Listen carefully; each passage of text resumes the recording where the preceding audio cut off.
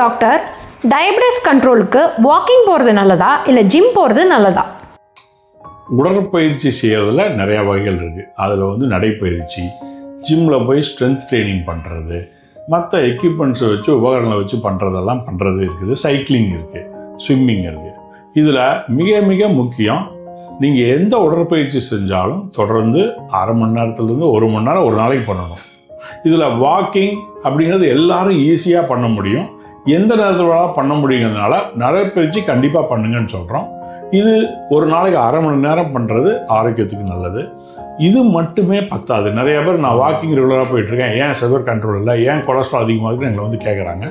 So உடற்பயிற்சியில் நடைப்பயிற்சி மிக முக்கியம், அது எல்லா நாளும் கடைபிடிக்க முடியும்.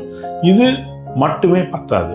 நீங்கள் கூட நம்ம உடம்புல இருக்கிற சதை மசில்ஸ் அப்படிங்கிற சதை நார்கள் எல்லாம் ஒரு 40 வயசுக்கு மேலே வீக்காக ஆரம்பிக்கும். அதை சரி பண்ணுறதுக்கும் ஸ்ட்ரென்த்து நல்லா இருக்கிறதுக்கும் தான் ரெசிஸ்டன்ஸ் எக்ஸசைஸ் பண்ணணும். அது ஜிம் எக்யூப்மெண்ட் வச்சு பண்ணுறது நல்லது. இல்லை வீட்லேயே நீங்கள் இந்த டம்பிள் ஸ்ட்ரெச் பண்ணுறது இதெல்லாம் வச்சுருந்தா நீங்கள் வீட்லேயே பண்ணலாம்.